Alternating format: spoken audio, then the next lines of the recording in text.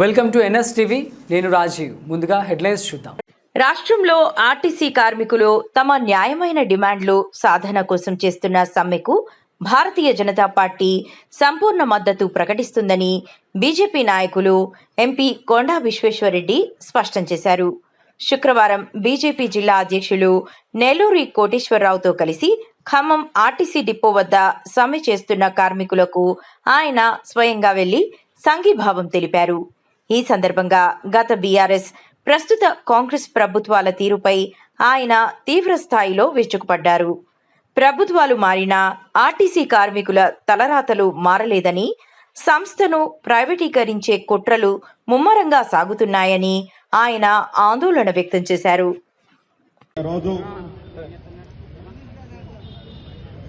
Bharatiya Janata party రాష్ట్ర అధ్యక్షులు రామచంద్రరావు గారి పిలుపు మేరకు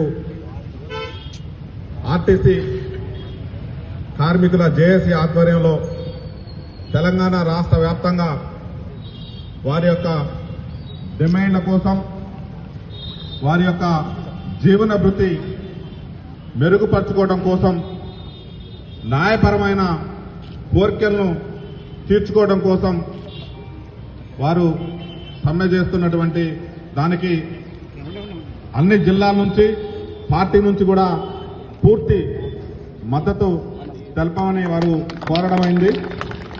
ఆ సందర్భంగా ఈరోజు ఖమ్మం జిల్లాకి చేవెళ్ల ఎంపీ గారు శ్రీ కొండా విశ్వేశ్వరరెడ్డి గారు, అలాగే భారతీయ జనతా పార్టీ కోశాధికారి దేవకి వాసుదేవరావు గారు, అధికార ప్రతినిధి వాకుదాని పుల్లారావు గారు, అలాగే రాష్ట్ర కార్యవర్గ సభ్యులు గోంగూర వెంకటేశ్వరరావు గారు, మా భారతీయ జనతా పార్టీ కుటుంబ సభ్యులందరం కూడా, మీరందరూ కూడా మా కుటుంబం కాబట్టి మీ అందరికీ మద్దతు తెలుపుకోవడం కోసం మేము ఇక్కడికి వచ్చాము.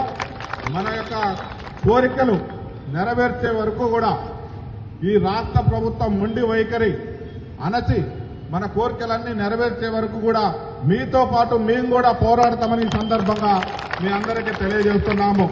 గత ప్రభుత్వం బంగారు తెలంగాణ తెస్తానన్న బీఆర్ఎస్ పార్టీ బంగారు కుటుంబం తెచ్చుకొని మన కుటుంబం కోసం అడిగినటువంటి డిమాండ్లు కూడా నెరవేర్చకుండా ఆస్మా ప్రయోగించి మొన్న ఎంత ఇబ్బంది పెట్టిందో మనం కల్లారా చూశాం. ఆ ఆక్రోశంతో కాంగ్రెస్ పార్టీ అన్నా మనకు మేలు చేస్తారని నమ్మి మీరందరూ కూడా కాంగ్రెస్ పార్టీ యొక్క ఎమ్మెల్యేలను గెలిపించుకోవడం జరిగింది.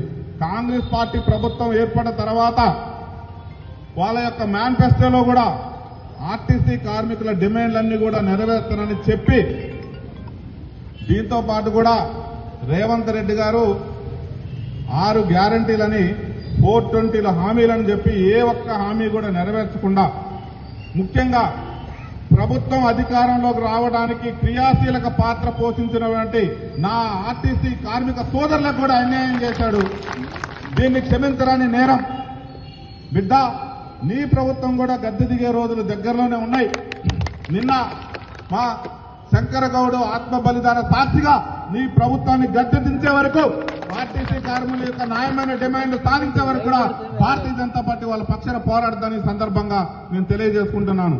ఈ అవకాశం ఇచ్చిన మీ అందరికి కూడా ఇక్కడ జేఏసీ ఖమ్మం జేఏసీలోటువంటి పిల్లి రమేష్ గారికి, రవీంద్ర గారికి మరియు జేఏసీ సభ్యులకి, ఆర్టీసీ కార్మికుల నా కుటుంబ